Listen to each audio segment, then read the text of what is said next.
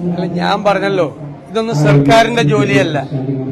സർക്കാർ, പ്രത്യേകിച്ചും മുഖ്യമന്ത്രി, കപട ഭക്തി കാണിച്ച് ഒരു ഭക്തിയുടെ ഒരു പരിവേഷം ഉണ്ടാക്കി പണ്ട് ശബരിമലയിൽ ചെയ്തതിന്റെ പ്രായശ്ചിത്തം ചെയ്യാൻ ശ്രമിക്കുകയാണ്. മാത്രമല്ല, അദ്ദേഹം എന്ത് മെസ്സേജാണ് ഈ പരിപാടിയിൽ കൊടുക്കാൻ നടക്കുന്നത്? മാസ്റ്റർ പ്ലാൻ എന്ന് പറയുന്നത് 10ാമത്തെ വർഷം ഇലക്ഷന്റെ തൊട്ടിപ്പുറത്ത് മാസ്റ്റർ പ്ലാൻ ഇലക്ഷൻ ഡിക്ലെയർ ചെയ്യാൻ പോവാണ്. ലോക്കൽ ബോഡി, അത് കഴിഞ്ഞ അസംബ്ലി. ഇപ്പോഴാണ് ശബരിമലയുടെ വികസനത്തെ പറ്റി ആലോചിച്ചത്. കാപഡ്യമാണ് കാണിക്കുന്നത്. കാപഡ്യം, കപട ഭക്തിയാണ്, കാപഡ്യമാണ്. ശബരിമലയ്ക്ക് വേണ്ടിയിട്ടുള്ള ഒരു ആവേശം വന്നത് 9 കൊല്ലം ഭരിച്ചപ്പോഴും ഉണ്ടായില്ല. അവിടെ ഒരു വികസന പ്രവർത്തനം നടത്തിയില്ല. UDFന്റെ കാലത്ത് ചെയ്ത 112 ഹെക്ടർ സ്ഥലം വനഭൂമി സങ്കീർണമായ നടപടിക്രമങ്ങളിലൂടെ ഏറ്റെടുത്ത് അവിടെ വികസന പ്രവർത്തനം നടത്തിക്കൊണ്ടിരിക്കുന്നത് മുഴുവൻ നിലച്ചുപോയി. അപ്പൊ ശബരിമലയോട് ഇപ്പൊ കാണിച്ചത് കപടഭക്തിയാണ്. പിന്നെ യോഗി ആദിത്യനാഥിന്റെ സന്ദേശവും മറ്റു ചില കാര്യങ്ങളും കൂടിക്കഴിഞ്ഞപ്പോ എന്താണ് ഉദ്ദേശിച്ചതെന്ന് മനസ്സിലായല്ലോ എല്ലാവർക്കും. ഞങ്ങൾ പറഞ്ഞല്ലോ, BJPയുമായി അവിശുദ്ധമായ ഒരു ബാന്ധവം കേരളത്തിലെ CPMനുണ്ട്.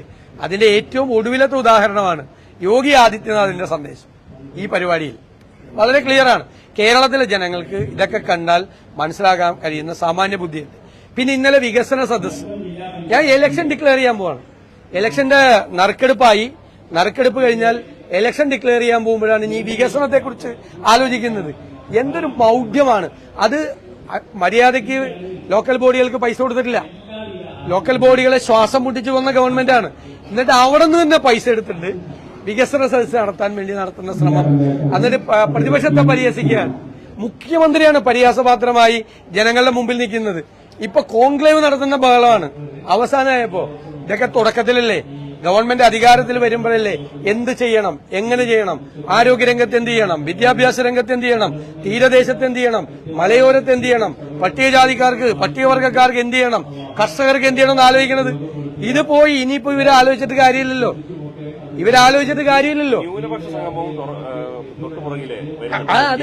അതൊക്കെ ഈ ആളുകളെ കബളിപ്പിക്കുകയാണ്. ഇക്കണക്കിന് ഇത് എന്തൊരു കമ്മ്യൂണിസ്റ്റ് പാർട്ടിയാണ്!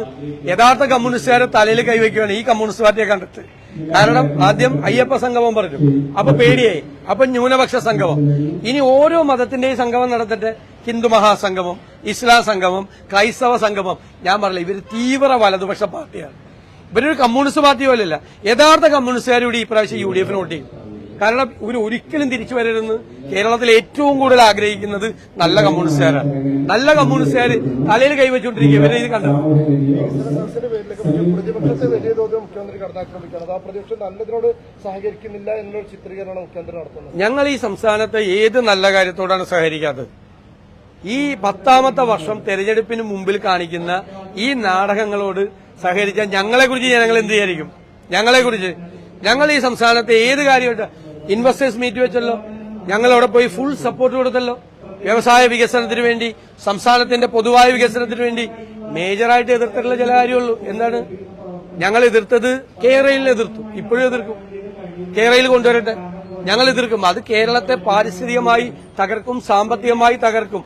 അല്ലാതെ തന്നെ അതുവഴി ഉണ്ടാകുന്ന ലക്ഷ്യം പൂർത്തീകരിക്കാൻ കഴിയും. അല്ലാതെ ഇതുപോലത്തെ നാടകങ്ങൾക്ക് ഞങ്ങൾ എന്തിനാ കൂട്ടുനിൽക്കണം? ഞങ്ങൾ എന്തിനാണ് മുഖ്യമന്ത്രി പരിഹാസപാത്രമായ പോലെ പ്രതിപക്ഷം പരിഹാസപാത്രമാവേണ്ട ആവശ്യമില്ല. ഞങ്ങൾക്ക് കൃത്യമായി കേരളത്തെ വികസനത്തെക്കുറിച്ച് ധാരണകൾ ഞങ്ങൾ അവതരിപ്പിക്കും. ജനുവരി ഞങ്ങൾ അധികാരത്തിൽ വരുമ്പോൾ എന്താണ് കേരളത്തിൽ ചെയ്യാൻ പോകുന്നത്? വിദ്യാഭ്യാസ രംഗത്ത് ഞങ്ങൾ എന്ത് ചെയ്യും? ഞങ്ങൾ ആരോഗ്യരംഗത്ത് എന്ത് ചെയ്യും? മലയോരത്ത് ഞങ്ങൾ എന്ത് ചെയ്യും? തീരദേശത്ത് എന്ത് ചെയ്യും എന്ന് ഞങ്ങൾ കൃത്യമായി പറയും. കേരളം സാമ്പത്തികമായി തകർന്ന ഈ കേരളത്തെ രക്ഷിക്കാൻ UDFന് പദ്ധതികളുണ്ട്. അതൊക്കെ ഞങ്ങൾ ജനുവരി പറഞ്ഞോളാം. ജനുവരിയിൽ ഞങ്ങൾ പറയാം. ഇത് 10 കൊല്ലം ഭരിച്ച് കേരളത്തെ നശിച്ച് നാറാണക്കല്ല് പോലെയാക്കി തകർത്ത് തരിപ്പണമാക്കി ഇട്ട് ഇവര് പോവാണ്. എന്നിട്ട് പോക്കാണ് നമ്മളെ വികസനത്തെ കുറിച്ച് നമുക്ക് ക്ലാസ് നമ്മൾ ചെന്നില്ല എന്ന് പറയുന്നത്. ഒരർത്ഥമില്ല, കാപട്യമാണ് മുഴുവൻ.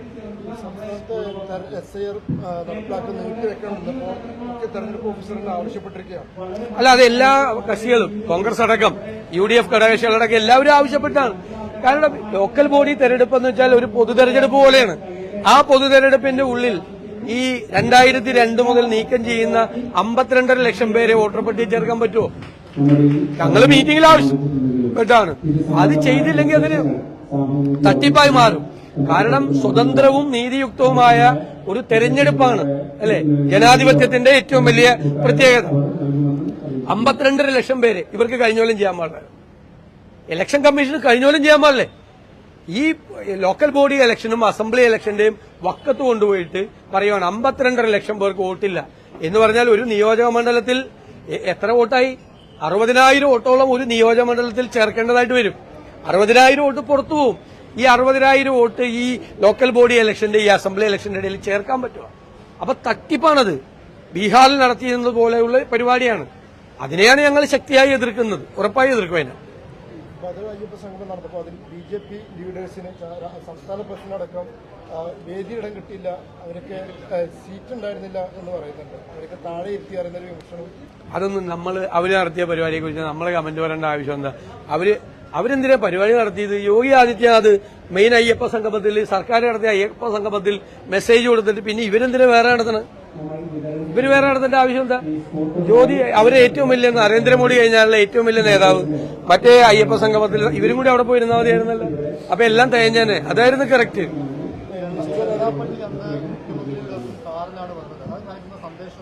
അത് ക്ലിയർ ആണല്ലോ, എല്ലാവർക്കും മനസ്സിലായല്ലോ. സന്ദേശം വളരെ വ്യക്തമാണല്ലോ.